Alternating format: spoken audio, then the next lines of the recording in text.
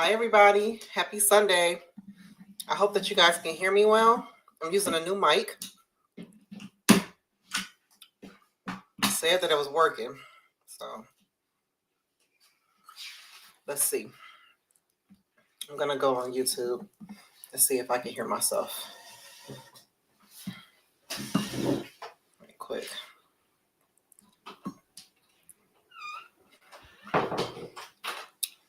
If you guys can hear me, please type it in the comments. Okay. I definitely want to make sure you can hear me before I get started. And, let's see.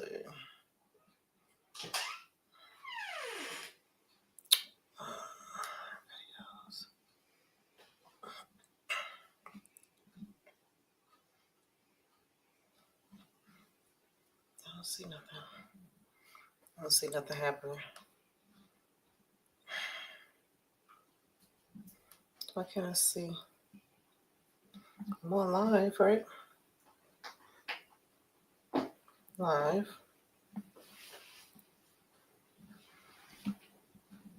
Oh, you can hear me. All right, perfect. Hey, Denise. Good evening. I have this new mic. Isn't that super cool? I decided I would get this mic instead of having to wear the headset all the time. All right, cool. Because I obviously couldn't figure it out on my phone. But my daughter wanted to say hi to everyone before she goes and finishes what she needs to do to get ready for tomorrow. Come on, say hi, Anaya. Uh-oh. Yes, you have to come behind me.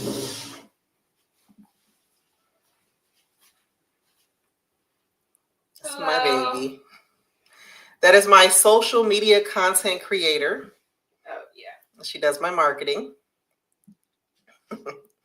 Okay, you and your cat can go now because your cat is trying to get up out the door. Okay. I don't understand. Y'all reaching up under the door and everything. She said hello. Denise said hello, Anaya. All right.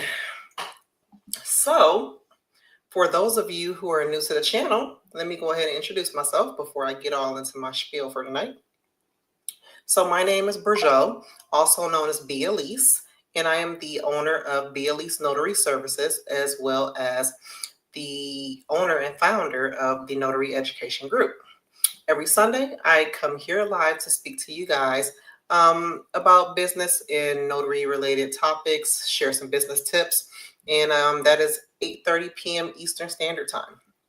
So if you want to make sure that you are notified every time I go live, go ahead and click the bell and subscribe. That way you won't miss me. All right. So now that I know that you guys can hear me, thank you so much, Denise, for that. Because I'm like, I gotta wait until someone is here. Tonight, we're going to be talking about notary frequently asked questions. Okay.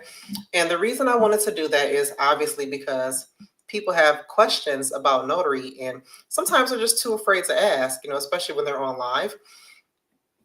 For some reason, people think that their questions are dumb. Your question is not dumb if you don't know the answer to it. And the only way you're going to know the answer is by asking.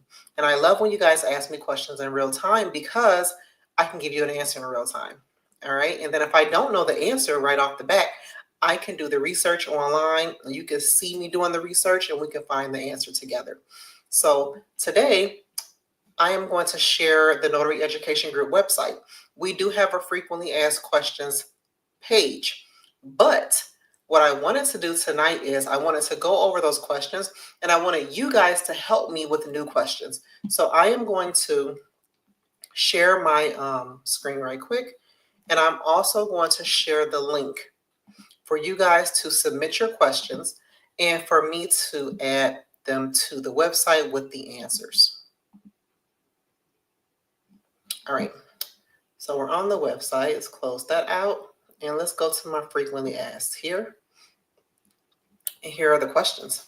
Let me see if I can move my phone out the way. All right. So the first question I get all the time, how do I become a notary public? That is a very valid question. It's not dumb. Okay, so the first thing you want to do is you want to check with your state's Notary Public Commission for specific requirements. This is the Secretary of State. Some of these answers I do need to change the question, change. So that's really good too for you guys to see it. If you think that I should change it, reword it so that it sounds better, let me know. I already see the first one, I need to reword it. So you're going to check with your Secretary of State first. The reason why you have to check with your Secretary of State is because sometimes they only want you to apply through them. They don't necessarily want you to apply through any third party. Now, when I first became a notary, I applied through the National Notary Association. All right.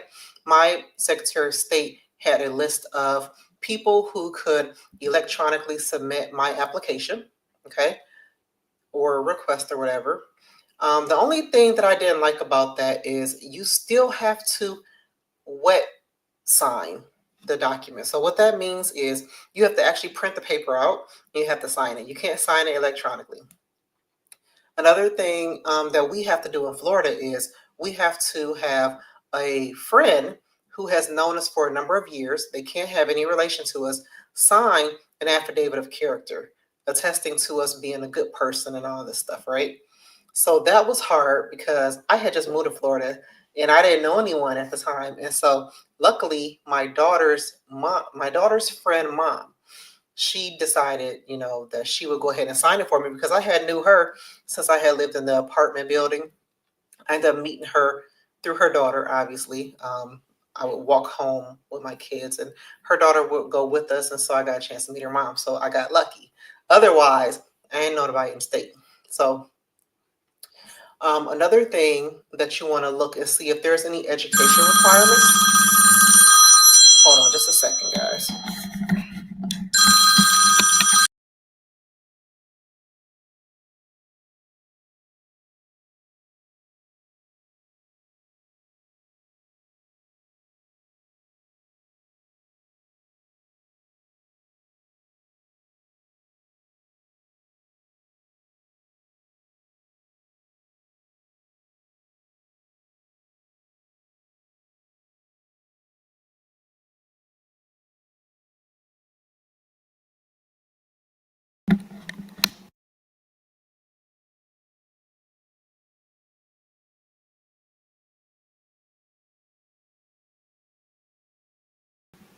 Oh yeah, it was on mute.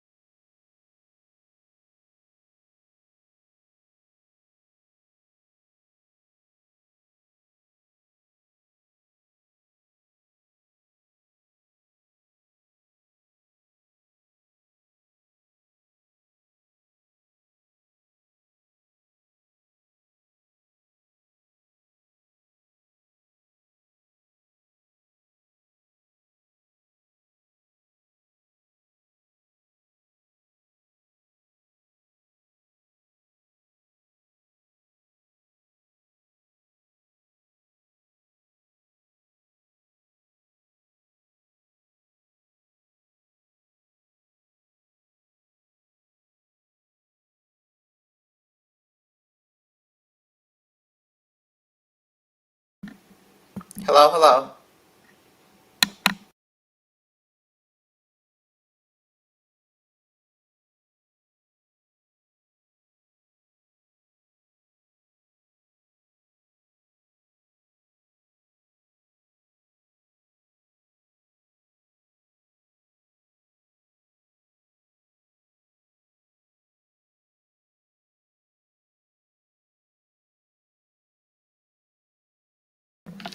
All right, can you guys hear me now?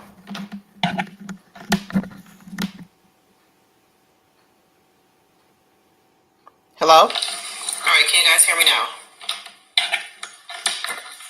Hello? Hello? All right, can you guys hear me now? Okay, I'm sorry. I'm the stupid mic. I don't know how to work it. Obviously, it's a new mic.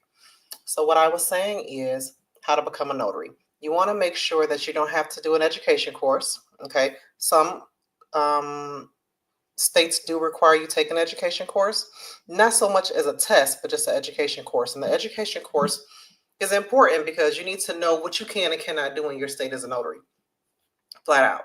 You have so many people who are just doing everything that they see people saying on Facebook, and that may not be something you can do in your state as a notary. Every state is different with what they can do. All right. So we need to make sure that we're looking at all the requirements. Okay. When you are on the website for your Secretary of State, if they have any of the, okay, cool. Thank you, Denise.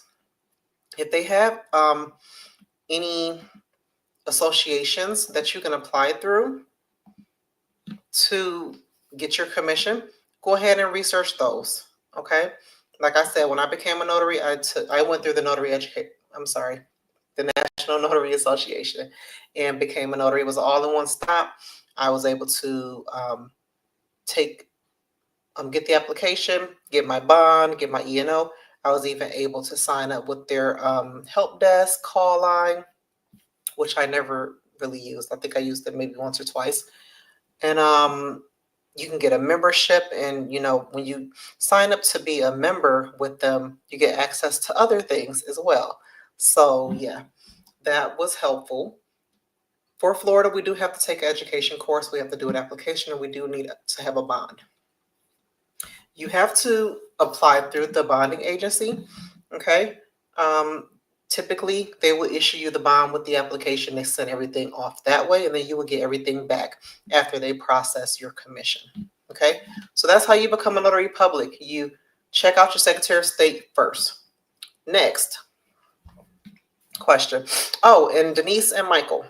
Tonight we're talking about frequently asked questions. If you have any questions that you would like for me to add here, please let me know. And I forgot, I need to share the link with you guys. I want to share the link for you guys to submit. Oh, wait, I'm so silly. For you guys to submit a question for me to add here. If you go to this website here, at the bottom, you can enter in your question. Okay. I'm going to share that here. This way, you guys can help me make a more extensive list. Okay, so this is all the questions that I have so far, but I know there's other questions that notaries have that I may not have on here, and I would love to be able to add them. So you guys helping me do that would be awesome. Anyone who is watching this now, or if you're watching the replay, please go to my website here. If I can find the thing, here we go. And submit your questions so that I can answer it and add it to the page. Okay. All right, so let's move this out the way. Next question. Why is it important to follow notary best practices? You have a lot of people where they feel like if it's not in our state handbook, then I'm not doing it. If it says I don't have to keep a journal, I'm not keeping a journal. If it says that I don't have to ID the witnesses, I'm not IDing the witnesses. That's not a best practice, okay? There's a reason why they have a best practice. The best practice, more times than not, is to protect us. Really, it is. And the reason why you want to protect yourself is because typically and it may not have happened to you yet. It's happened to me before. It's happened to other notaries who's been doing this for a while. The documents that you sign and notarize may go to court. And you keeping a record, not only does it help them to know what happened, but it also helps you to jot down everything that happened. Because if you don't jot down everything that happened, chances are you're not going to remember what happened. You know how many documents and people you're going to meet and sign? It's going to be a lot of them. Where is the website? Oh, it's right here, Michael. It's right above your comment here. It's www.thenotaryeducationgrp.com/FAQs.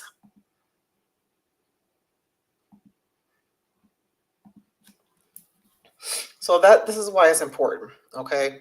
And my answer here is adhering to best practices ensures the integrity and legality of notarized documents. It protects all parties involved. You're welcome, Michael. And maintains public trust in the notarial process. I've even notarized documents for notaries who said, "Oh, you keep a journal?" Yes, I do. You know, when it comes to witnesses, you want to ID those witnesses. All right. It hasn't happened as of yet, to my knowledge. But what if you have a witness that said, "No, I don't remember ever being there. I don't remember signing that document for them." So having ID them, having them sign your journal, like, really, because I have you in my journal right here. Oh, well, I must just forgot. You must have just forgot because I do have you in my journal and you were there. Okay. So yeah, best practices is very important. And I just gave the book away, but I did have a book. It was by Dr. John something. Let me see if I can find his book. I'll share his book. I was doing a book club on his book. It was Notary Best Practices, I believe. And it was a good book. It really repeated a lot of the information that was in the National Notaries How To book, though, but it was still a good book for those of you who have not read it. Maybe check it out. Okay. Let me see if I can find it. It's Notary Best Practices, and I purchased the book from the National Notary Association. Yes, it's Professor Clausen's Notary Best Practices. Okay. This is the book. Yes, it's $32. And it's for, in person and remote now. The first one that I read, it wasn't about remote. I think it was just for in person. But yeah, it's a good book if you guys are interested in checking it out. Okay. All right. Next question. Can I notarize a document for a family member or close friend? Now, it depends on your state. In the state of Florida, it specifically states in our statute that we should not. All right. And we cannot notarize for immediate family. So that's a spouse, a parent, or a child to the signer or yourself. And we can't notarize for ourselves anyway. Notarizing for a close friend, you can do that. There's no issue with that. It's just that you want to make sure that you're remaining impartial. Okay, you don't want there to be any conflicts of interest. So if you are going to gain any benefit from the documents, you shouldn't be signing and notarizing them either. For deeds in Florida, they really don't even want the witnesses to have or share a last name as the signer. And they may not even have any immediate relation. They may be a cousin or something, but they don't want that. So, I guess they figure it's a conflict of interest. But like I said, in some states, it does not say that you can't. So you just want to be careful and make sure you remain impartial while performing that notarization, okay? But best practices is to just don't do it, okay? Now, how should I handle a request to notarize a document if I am personally involved? And the easy answer to that is don't do it. Don't do it. All right. Politely decline and recommend the individual find another notary to maintain objectivity and uphold ethical standards. And that's just point blank. Okay. I don't even think we need to, go further detail into that one. Why do notaries need to verify the identity of signers? First of all, that's really our only job, you know. And what this does is it helps to prevent fraud and ensure that the person signing the document is the person who they say they are or who they claim to be. All right.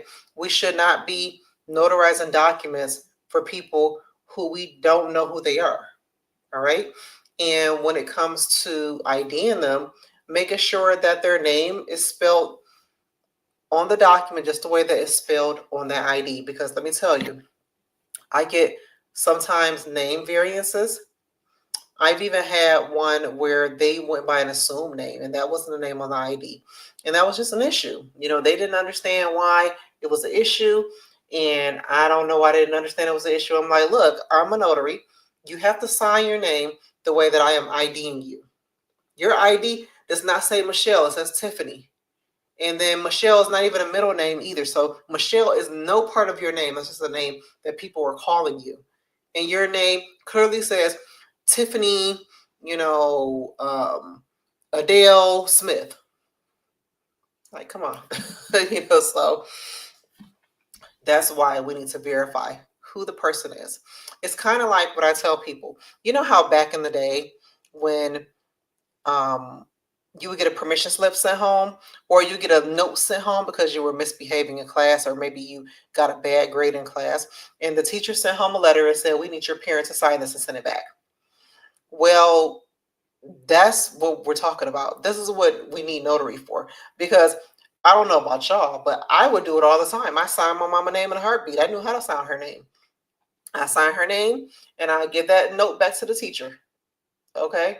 The only time it will be an issue is if there was some money that needs to be given. So Dang was like, dang, I gotta have her sign this because she might say no if there's that money involved, But, so this is what we're talking about. And this is why a lot of documents that come from schools now, the teacher will ask, the teacher will ask the parent to have it notarized. And the reason for that is because they want to make sure that it's the parent who is signing the document, not the kid or one of their friends. Okay. Does that make sense so far, guys?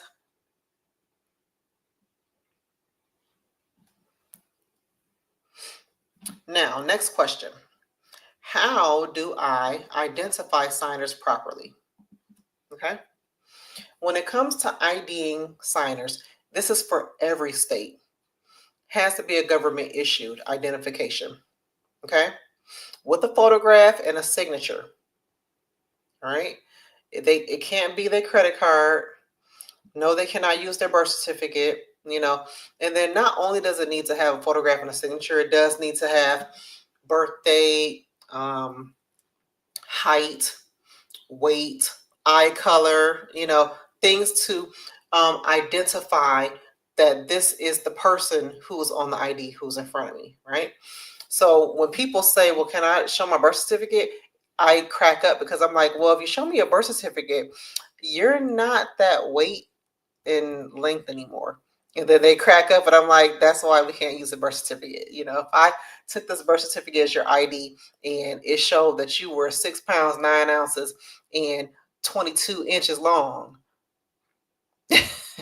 No, we can't do that. Okay. So, it needs to be driver's license, state ID, passport, some other IDs that are acceptable are a green card. What's another one? There's another one that I have taken before.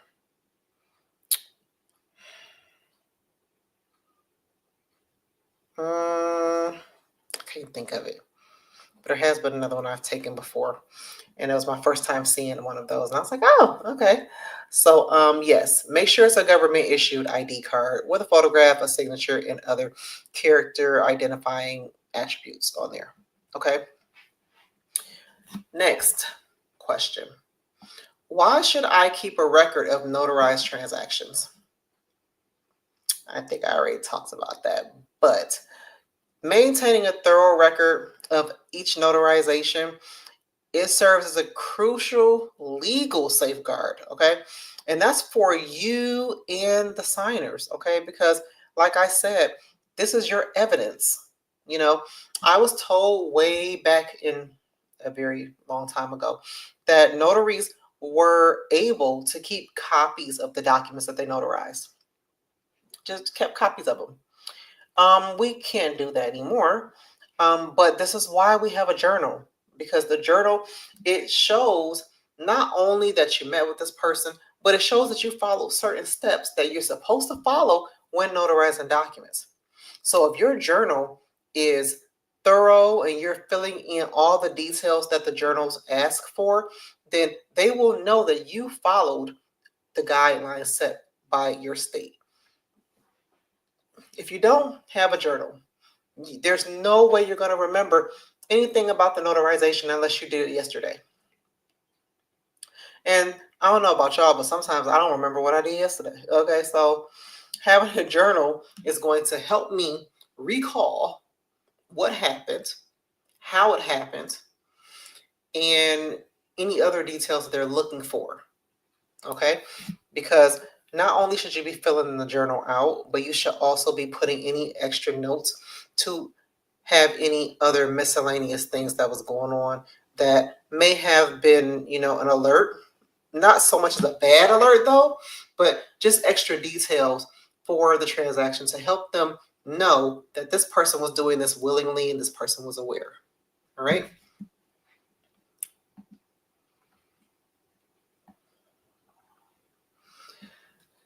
I told y'all that I went to a networking event, and I had two people tell me that their notary friend, well, one person told me that their notary friend would notarize documents for their partner when their partner would be out of town and wasn't able to be there to um, sign the document or like be in the person's presence. I think the partner would sign the document, and they knew that the friend would notarize it even without them being there.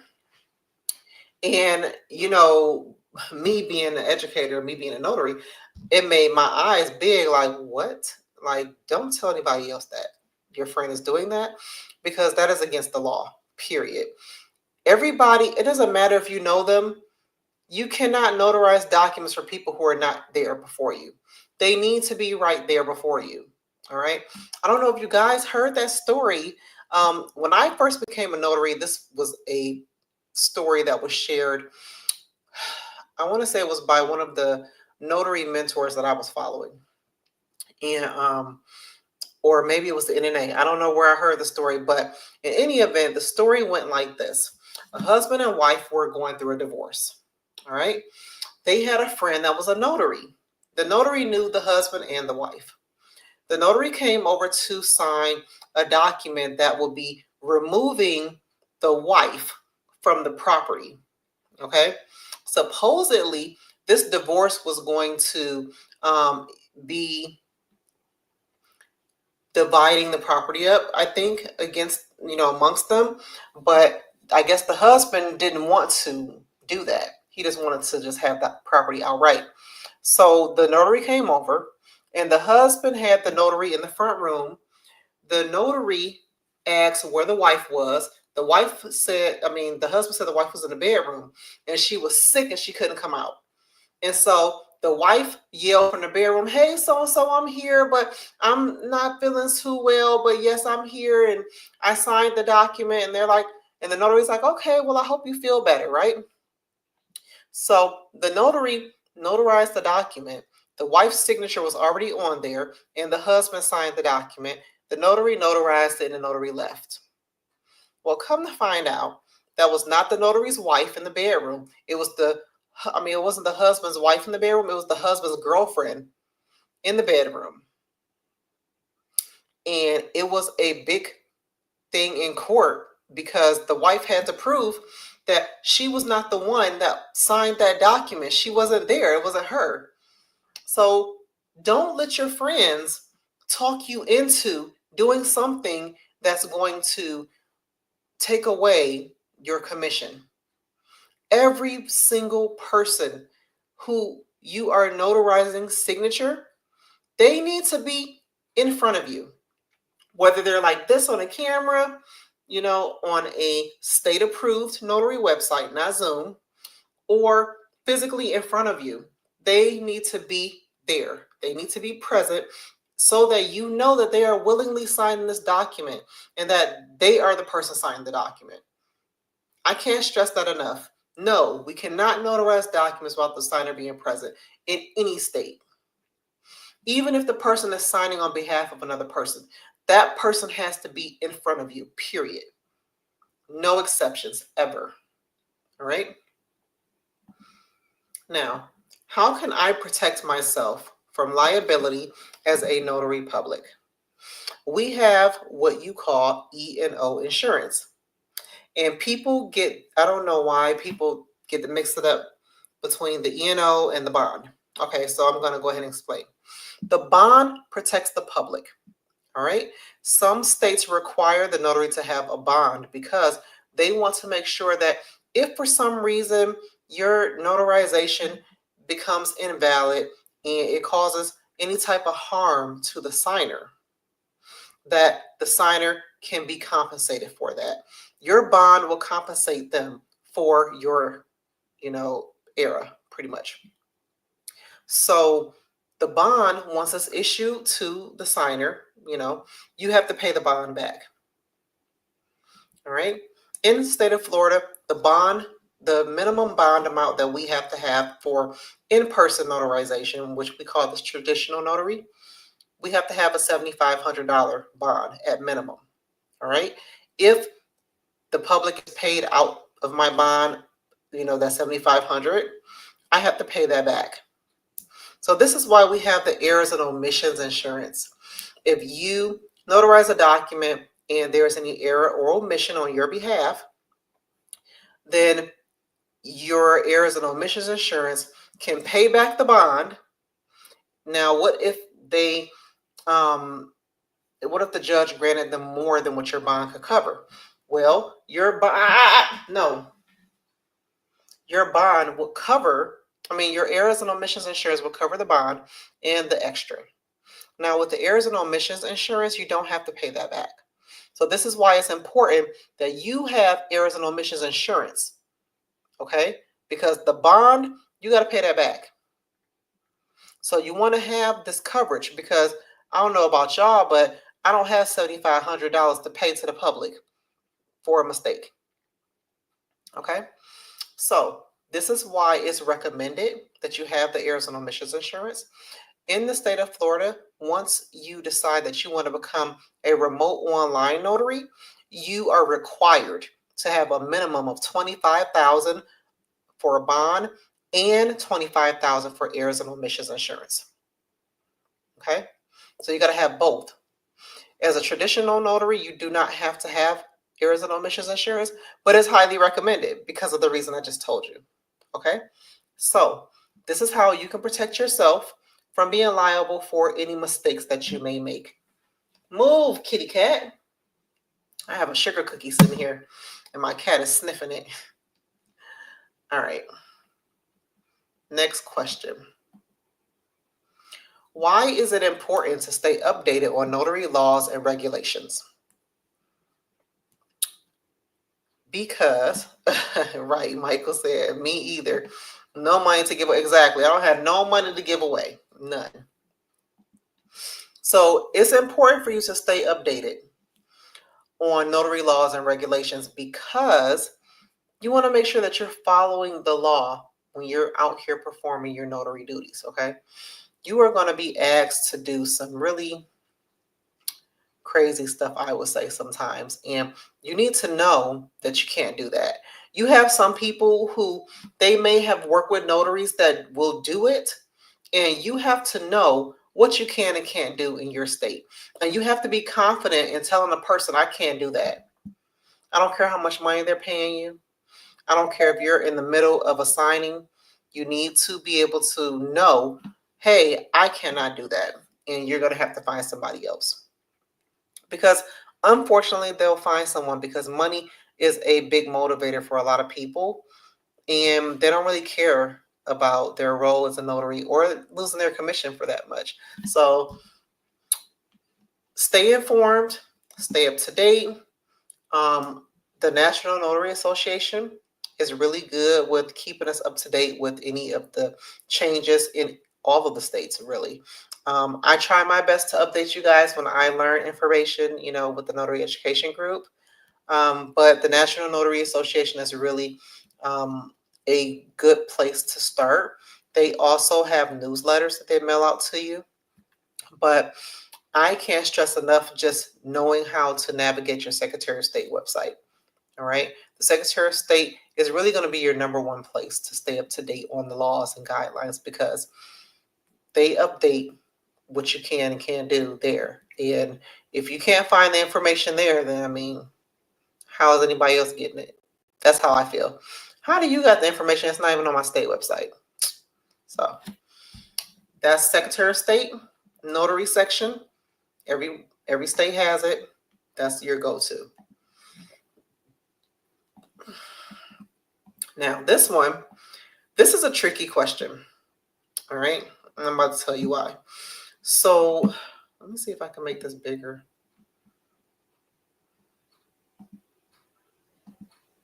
There we go. Really big. All right. So okay, here it goes. Can I notarize a document in a language I don't understand? And the answer to this is yes and no. And I'll tell you why. So in the state of Florida, you guys know I'm always going to say state of Florida because I'm a Florida notary. But in the state of Florida, it says in our statutes that we cannot notarize for a signer who does not understand English unless the document is translated into a language that they can understand so that they know what they're signing and they know what the notary process is, okay, for that document. So this means verbal or written or both. Okay. So you can have the document translated into a language that they understand, or they can, obviously it's their document. So the first thing you want to do is ask them, if you don't understand the document, you can have it translated into a language you understand. Maybe you can refer them to an interpreter or a translator. You can have a translator available to explain the document to them in their language so that they understand. Okay. And I would not use a family member or a friend. I would really prefer to use a person who is certified and sworn under oath to do so. Okay. This way you can make sure that they're not just explaining it in a way that they think it means. You want them to read it verbatim to them so that they understand it and they don't give any type of other interpretation of what it is the document is saying. Okay. And if you need to reference the statute, I have that statute number for Florida. Let me find it because I just did a blog on it. It was 117 something. Let me see. It's 117.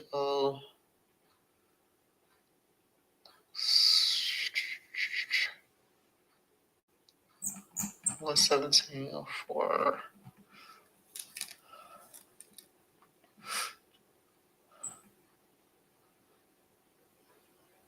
I'll tell you guys in a minute.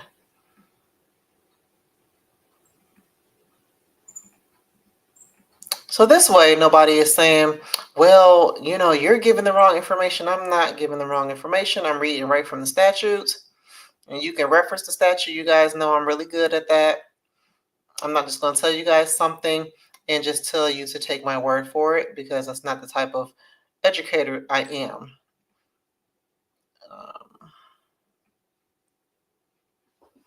Here it is. Let me share this page here. All right. So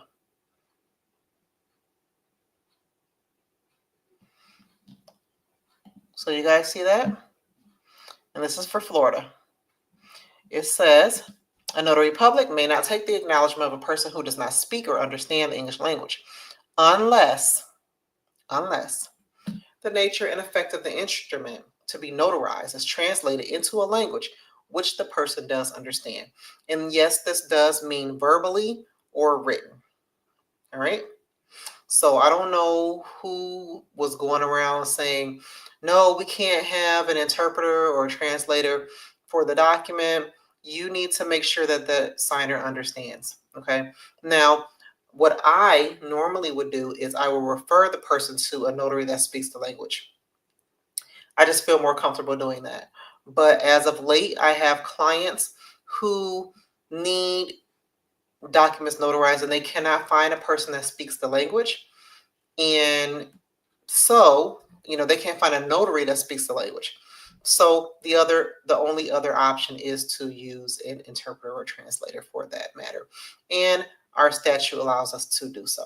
Okay. It says it right here in white and blue. I was going to say black and white.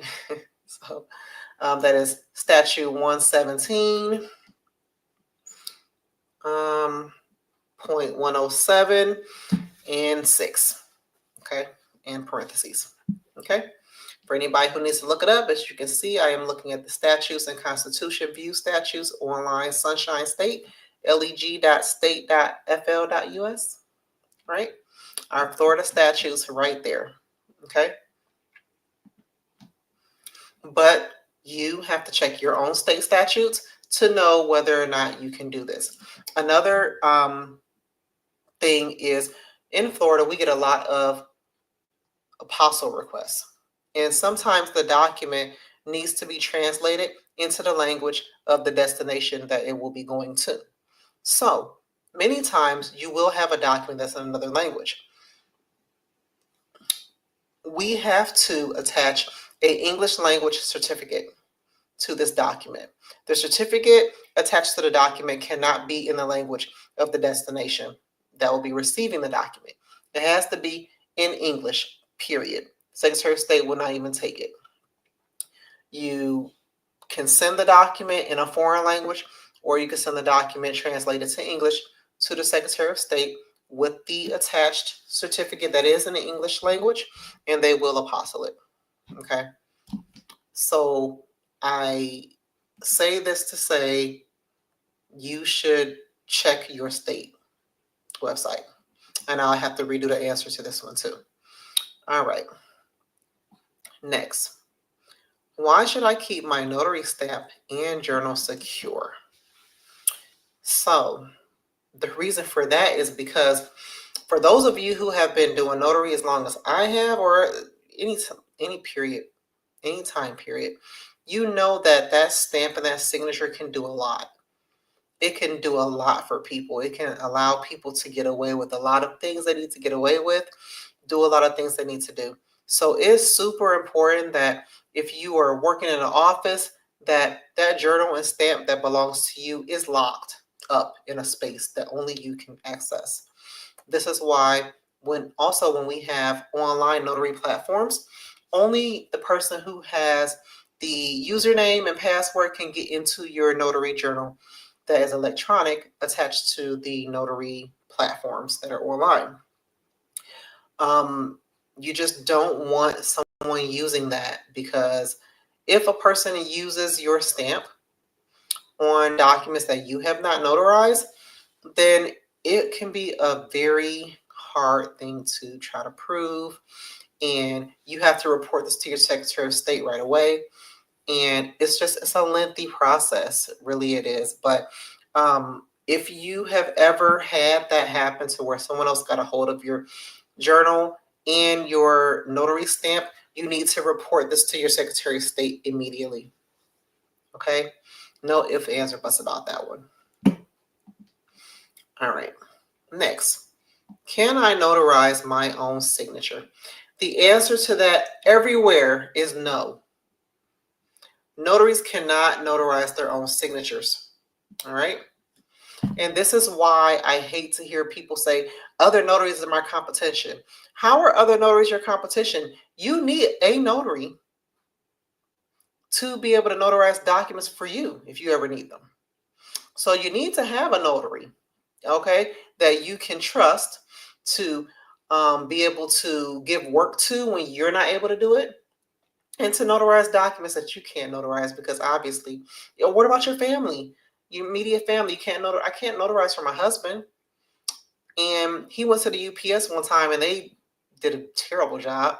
So I need to know somebody that I can have notarized documents for me and my family when I can't do it. Okay. So yeah, notaries cannot notarize their own signature. All right. Next question. How do I handle requests for to notarize incomplete documents? Notaries everywhere cannot notarize incomplete documents. We should not be notarizing incomplete documents or blank documents. This is a big no-no. Okay.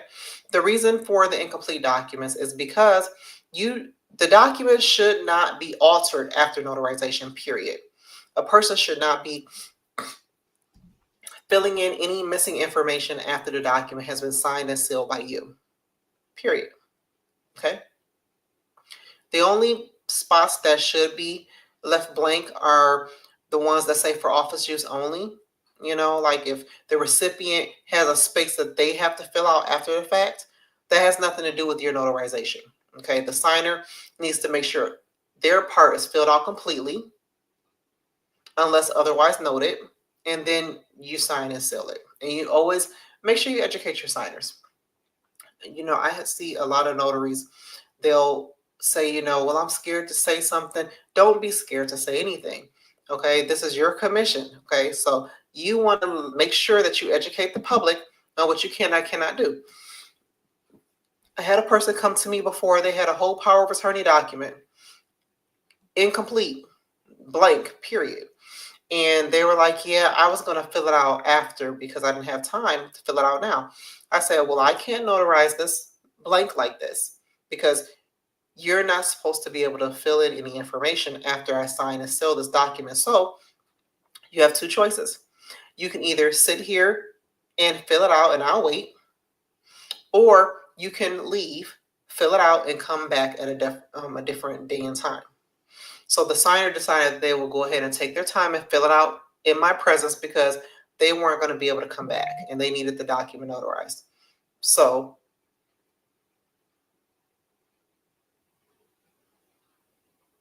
that's what you need to do. Hold on just a second. I just received the text message. Let's see.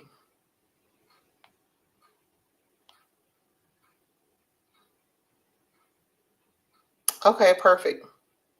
So Michael said that if anyone needs help with notary business, he is open to help. And I love it. Thank you, Michael, for offering that because that's a big deal. You don't have a lot of notaries who are willing to help nowadays. They just want to just talk about how the other notaries are not doing good. And it's like, well, if you help them, then they could be doing great, right? All right, so that's how you handle those requests to notarize incomplete or blank documents, okay? And my last question, why should I establish clear business practices for my notary services? Because you want to be perceived as a professional who is trustworthy and knowledgeable to the public, right? So establishing clear business practices, it helps streamline operations because let me tell you guys, when customers meet me, they are so surprised at everything that I have set up. I have payment systems set up, review systems set up, booking systems set up, And they're just like, wow, like you got it all. And yeah, I do. One, because this is not my first time being a business owner. Two, because I've been in business for so many years. My first business was 2013. So I've had a business for a number of years, and I've had time to trial and error everything, processes, all that. So yes, I have everything together. Everything is streamlined, and this not only helps them to see that I'm a professional, this helps build a positive reputation in the community for me, because people always speak so highly about how I have everything they need and they don't have to go anywhere else. I'm literally a one-stop shop.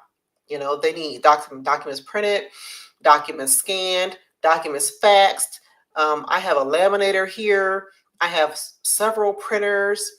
And if they bring a document that is missing pages, or the certificate is not right, I have certificates for everything.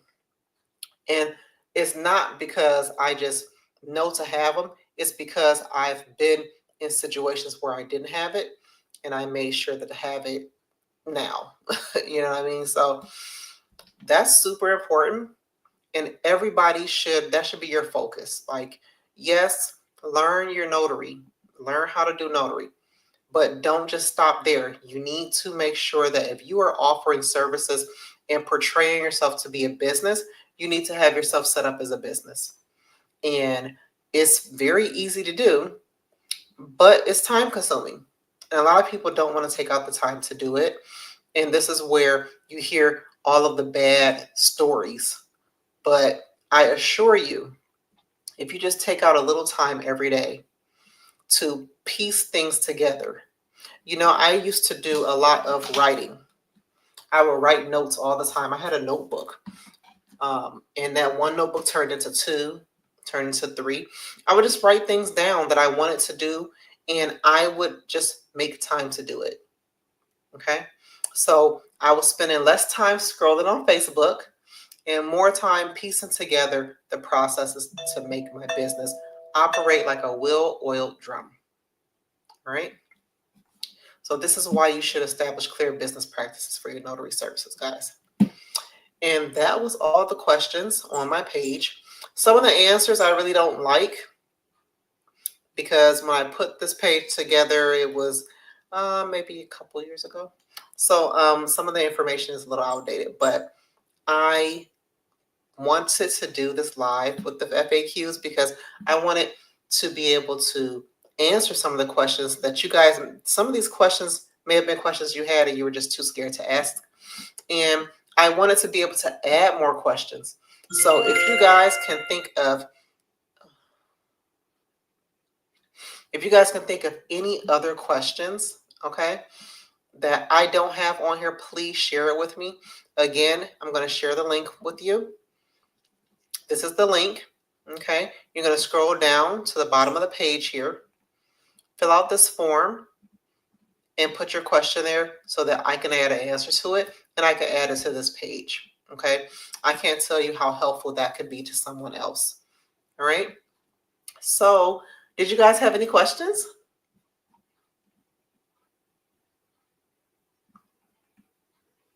Any questions for me?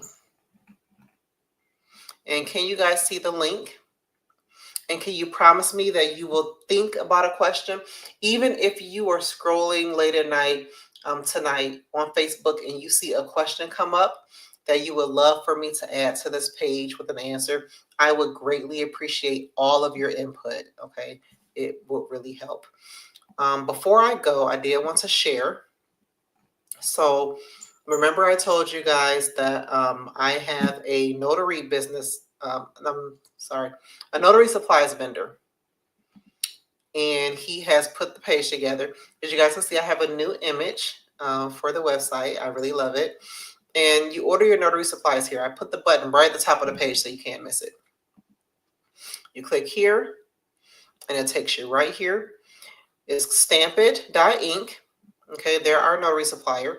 The website that they put together specifically for us offers you 15% off everything. And you can even get free shipping. You just have to make sure that you put in this code here for every order so you can get free shipping. The site automatically marks everything off 15%,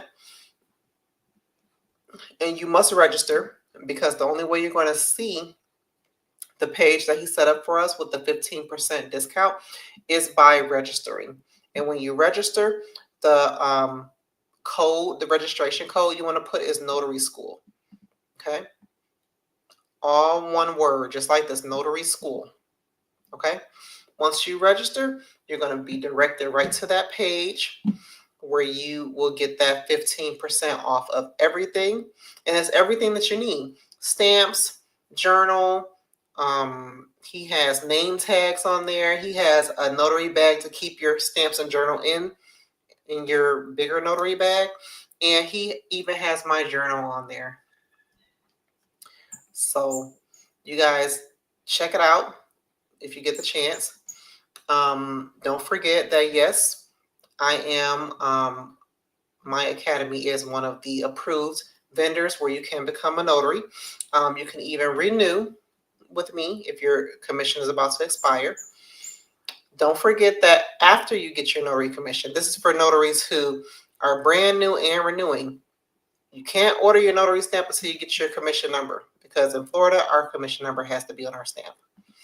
I'm also an approved vendor for the remote online notary education course. So you can take the course and sign up to become an online notary through us as well. Really excited about that. I had to redo the page because we have the renewal here. You can order your notary e-seal. So once you become an online notary, you get that approval letter that they mail out to everyone for Florida. You can order your notary seal here. I'm also able to create electronic notary seals for other states. If you're interested in doing that, you just have to click here. You have to click which stamp template you want, and then it will be, once your commission is verified, then you will get that sent to you. And then you have to have a digital signature as well. I'm also meeting with IdenTrust tomorrow so that I can add digital certificates to this page. So we're slowly but surely trying to give everybody what they need on our website as well. All of the courses are here. Remember, we have free courses as well as courses that you have to pay for. Okay. I don't know where the little, oh, here's the arrow. Okay. So we got those there for you. And if you have not already, we have our notary shop. All of my books are here, and you can see the inside of the pages here on this page. Amazon, for some reason, they're just not showing people the inside of the book, and I don't like that. So I decided to just add it to the website here. This is the journal that you will find on stampit.inc. That's my journal there. And t-shirts. People are always asking me, where do you get your shirts? I have the shirts right here. You guys just you have to scroll down. Okay, I know it's a lot to look at, but you have to go to the website and you have to click on the menu item that says shop, and you will see everything. Okay, so you can order your notary shirts. I even have some specific Amazon notary stuff here. I'm actually about to remove that though, because people don't really like ordering notary supplies from Amazon, which I get it. That's why I have a notary supplier now. All right. And I think that's all I want to share with you guys. Yep. Don't forget that I have free Florida notary form certificates here. Okay. You don't have to pay for this. This is free. Just go here. If you need a certificate, print it out. Okay. And we have our blog. I try to share as much information with you guys as possible. These are the 2 new blogs that I just published. So check those out: client versus customer, and affordable, reasonable, or overpriced. Which one are you? All right. This one actually comes with a form that you can figure out too.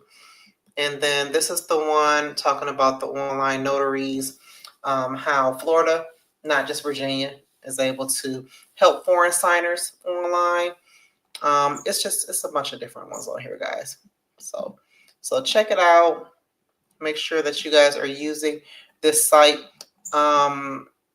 at full capacity, because I got this here for you guys. Okay, it's a lot of information on here. It's a lot of things that you can take advantage of. I'll go ahead and click here. All of these you can click and download. Okay, no charge. Okay, all right guys, so I'm gonna go ahead and sign off. Here are all of our social medias too if you want to follow us on there. Gotta get ready for the day, for the week. I mean, this past weekend, me and a couple of my friends met in Orlando, and we got a chance to take some professional photos. They look really good. I can't wait to post them. I want to wait till I get all my final edits. And we got a chance to talk a little bit more about the Notary Education Group and the path that I am taking it in. And I'm really excited. I can't wait to share with you guys. Unfortunately, the state didn't get back to me this past week. So hopefully this upcoming week, I will have more information to share with you come Sunday. All right. And yeah, I didn't have anything else. That was it. You guys have any questions about all of the information I shared with you tonight? Denise said, not at this time. Okay. Anyone else? You guys good? All right, Michael, thank you so much. You all have a good night as well. Have a wonderful week ahead, and I'll see you guys again on Sunday, 8:30 p.m. Eastern Standard Time. All right, bye, guys.